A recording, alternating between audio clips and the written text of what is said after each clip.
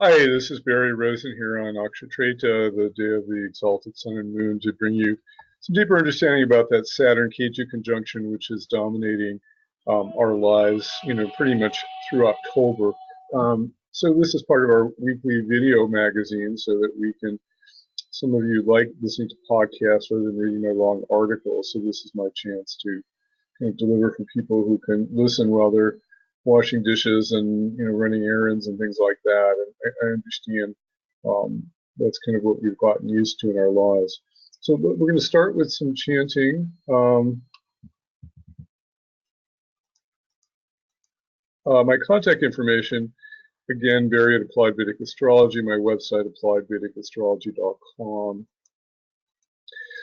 Om Ganeshaya Namaha, Om Ganeshaya Namaha, Om Ganeshaya Namaha, Om Ganapatiye Namaha, Om Ganapatiye Namaha, Om Ganapatiye Namaha, Vakritunda Mahakaya, Surya Koti Samabraha, Nirvigyam Kurame Deva, Sarvakareshi Sarvada, Jnanamulam Guru Murti, Pujamulam Guru Padam, Vanchamulam Guru Vakyam, Mokshamulam Guru Kripa. Sahana Bhavatu Sahano Bhunaktu Sahaviryam Karvavahai Tejasvinavatitamstu Mavibhishai Om Shanti Shanti Shanti Om Aditaye Samaye Mangalai Buddhaye Cha Guru Shukra Shani Vischa Bahave Ketave Namaha.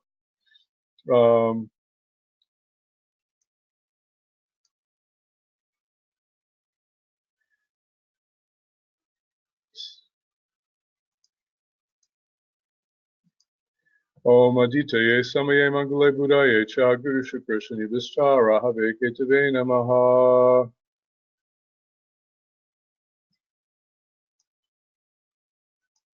Honoring the great ones, Lord Krishna, Kada Saraswati, Veda Vyasa, and my tradition going back to the holy tradition of masters. Okay. Thanks to my Jyotish gurus. Okay, so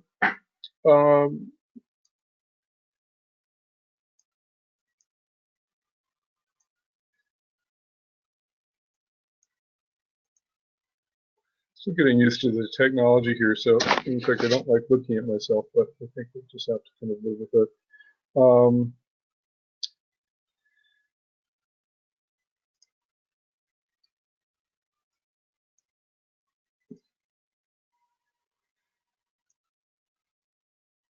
Okay, so Saturn went retrograde last week, and Saturn retrograde means that we have to be patient. Saturn is the slowest planet. It means that it's everything. When you're in a Saturn period or going through major Saturn transits, everything with Saturn takes a long time. And so Saturn teaches patience. And when we hurry too much with Saturn, we get into trouble. So the trick with Saturn is thy will be done. I'll be patient. It'll get done in its own time. Now, Ketu is a very kind of, it's the south node in Western astrology, and it's connected to moksha and spirituality, and it tends to kind of disrupt and destroy things in order to kind of pull us toward moksha. Saturn is a very kind of material planet, actually. It's connected to infrastructure, although it's a very spiritual planet in its own right, in its connection to meditation. But Saturn and Ketu together creates a lot of things falling apart. Things start out good and then they fall apart. I've just noticed, I don't know if you have, that things break or things, I drop things. And I feel like there's some grace here. I notice even though I'm about to drop something and break something and I catch it. And I think because Jupiter, Saturn and Ketu are both in Sagittarius, that the guru planet Jupiter is still kind of running the show a little bit. The dispositor Jupiter is powerful and maybe helping things from totally becoming a disaster.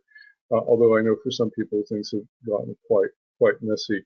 Jupiter is now out of the Gandanta area, and retrograde Jupiter is actually stronger. It's a more benefic planet. It's particularly going to help rising signs connected to Mars and the Sun and the Moon, its friends, and so its transit in retrograde moment is more benefic. So it's going to kind of help put a little bit of a leash on Saturn Ketu on some level, particularly now that it's out of the emotional Gandanta area, which happened over the weekend. So kind of things have a way of kind of falling apart, and we have to kind of be patient with it. I know last week, or a couple weeks ago, my stove started shooting flames, and the propane burner couldn't be fixed. It was $700 to repair it, and we needed to replace it.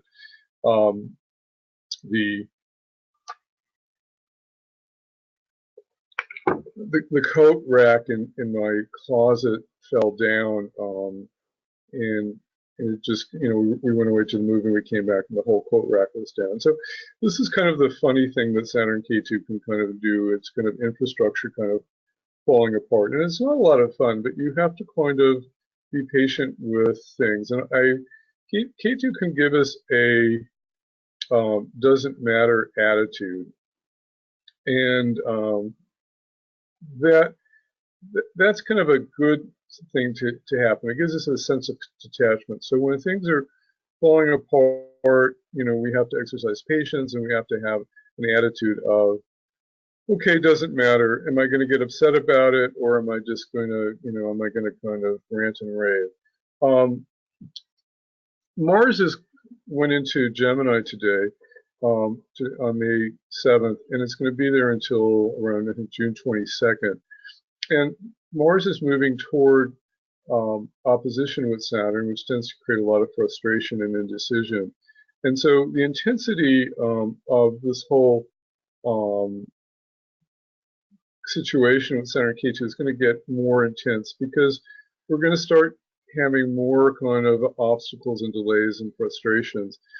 And to deal with it, you just have to kind of take an attitude of, okay, it's going to, that's what's happening. Am I going to lose my lunch over it? Am I going to get a heart attack over it? Things can get fixed. I mean, I've had 5 or 6 major things break down. My car bearings broke down, my closet broke down, my stove broke down, and they're all better now. Actually, my car rides better because they got the wheel bearings replaced. We can use the oven now without it shooting flames. Our closet isn't going to fall down again, so we have to put a new hook in that would keep it stronger. So in the process of things falling apart, sometimes we're reminded that there's evolution happening, that something better is going to be developing, and that means we have to kind of be patient with it. Things take time. One of the things that we have to, Gemini, as Mars goes into Gemini, it's in a Parivartana Yoga with Mercury. That means exchange of signs between Aries and Gemini. There's going to be a lot more arguments coming up, and you have to kind of like catch yourself before they start kind of flaring up, because the tendency is to want to be right, and for ego to say, I'm right. This really happens in if you travel in political spheres and are getting into political debates. But this kind of energy is kind of a waste of time, because the politicians are going to do their crazy, corrupt thing, no matter what we complain about to them. So it's really kind of a waste of our energy to get into debates about who they are and what they're doing. It doesn't mean we shouldn't care about our country and elect better people, but we really aren't going to get very far arguing about politicians. But as Mars moves closer toward Rahu, we have to kind of watch out for being focused. Mars, however, has a lot to do with our Ajna chakra. It's very connected to our power center, of course, but it's also connected to kind of the alertness. Mars and Saturn are very connected to the alertness energy.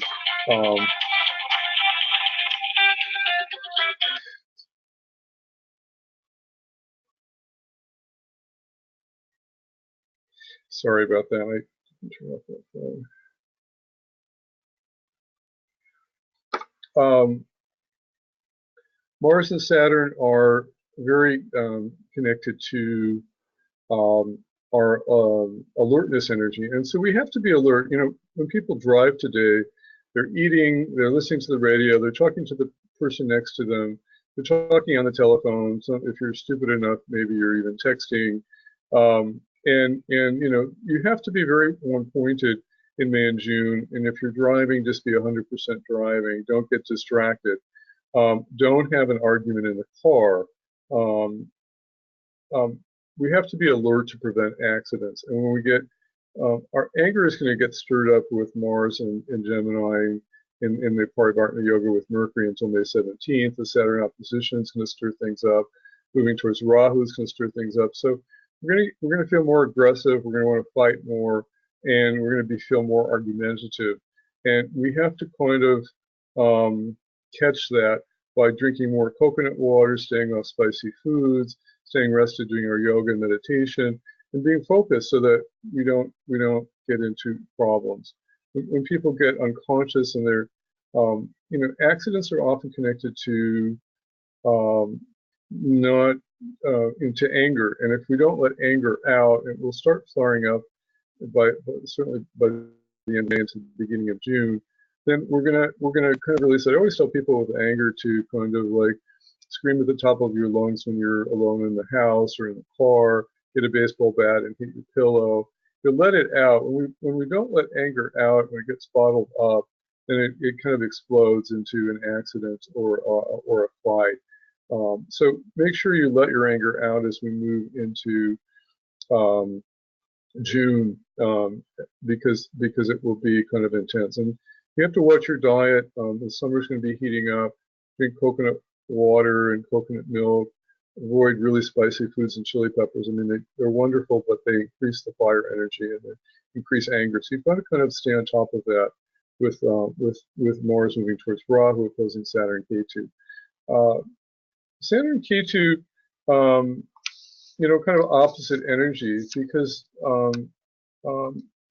we have to kind of remember to be patient, you know, throughout this whole Saturn Ketu thing. That means just, you know, things happen. You have to kind of, you know, don't rage about them. Don't make other people wrong.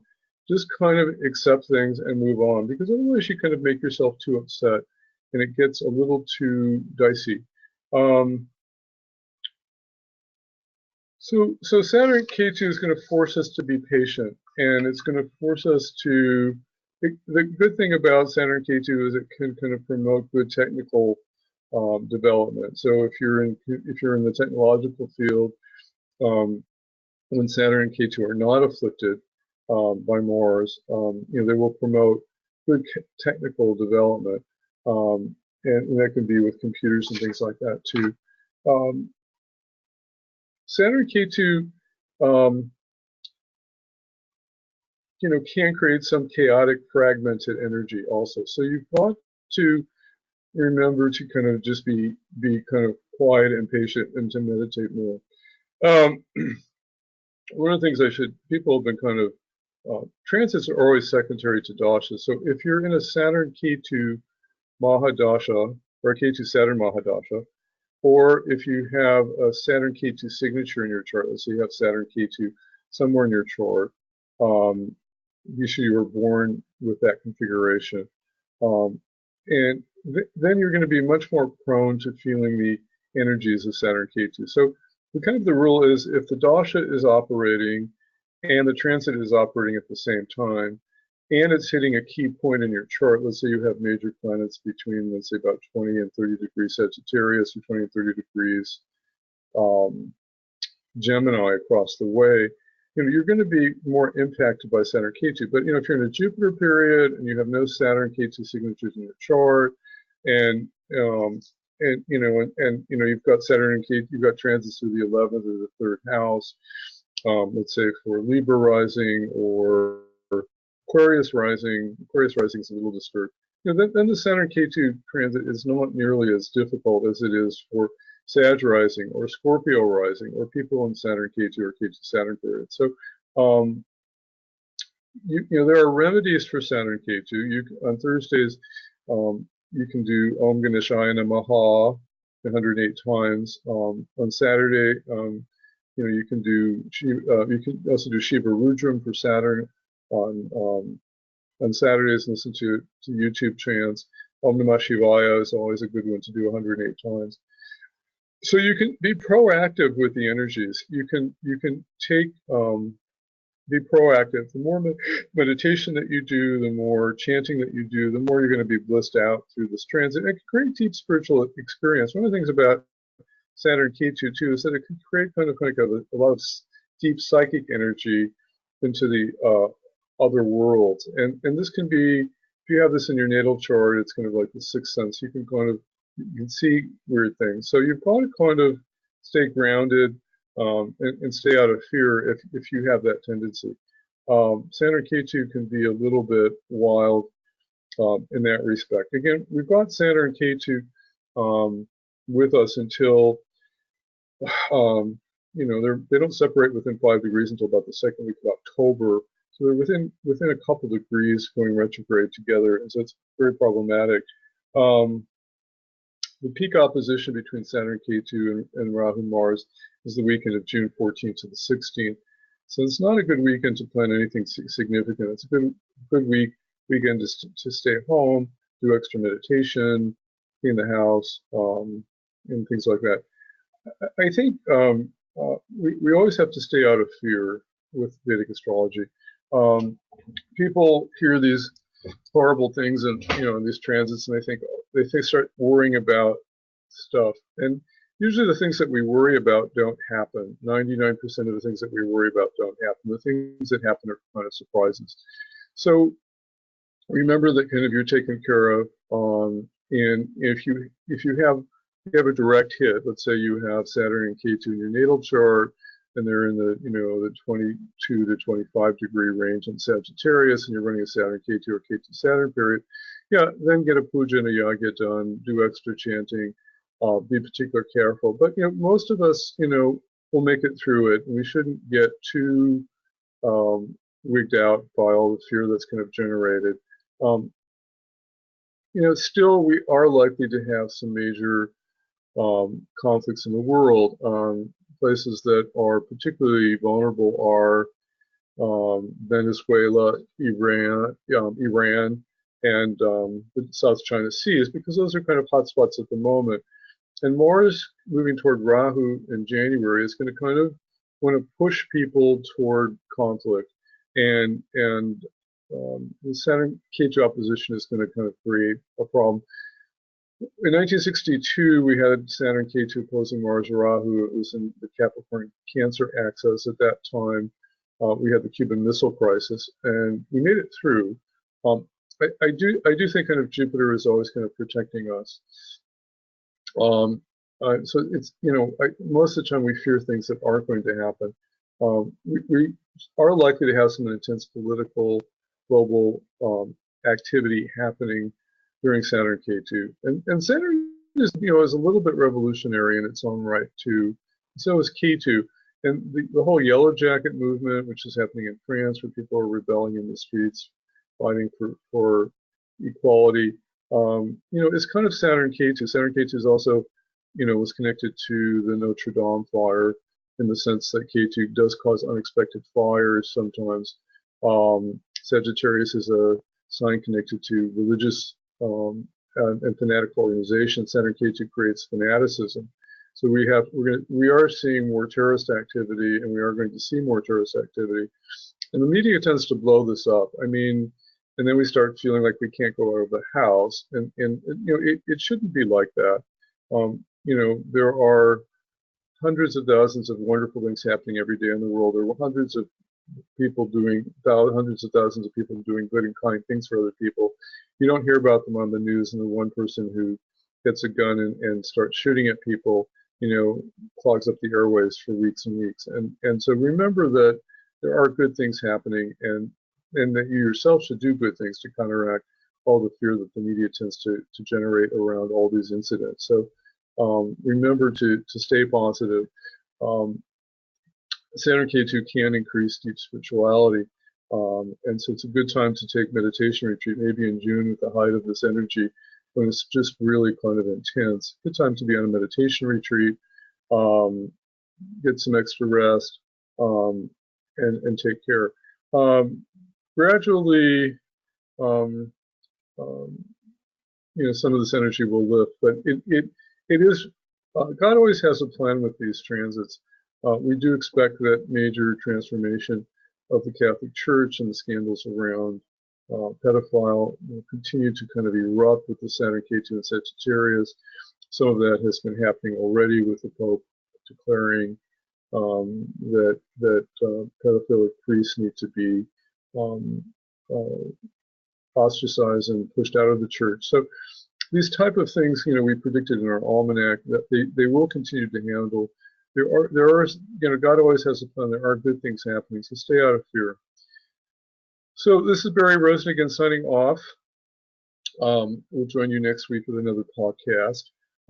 Those of you who are interested, we're starting a new class, Secrets of the Houses.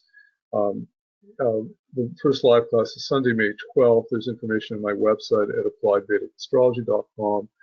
On my YouTube channel, there is an introduction to the course. It's one of my best classes because we think we know houses. We say fourth house is mother, ninth house is father, and fifth house is children. But there's, if you spend 2 hours understanding the depth of every house, you'd be shocked how much information you can pull out of Vedic astrology. It's like reading strands of DNA. So we're learning a lot of advanced techniques. For those of you who don't want a long course, we've divided the course into 2 9-week segments.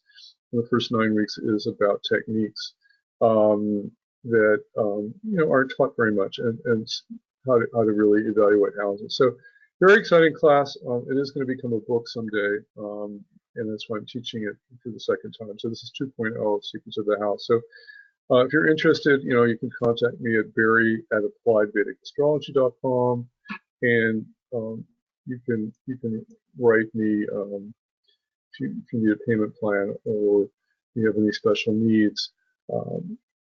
Also, my schedule is opening up to get more readings in lately. I'm going to be adding time into my schedule so I can do more readings. If you're interested in a consultation, you can go to my website under the consultation site and sign up.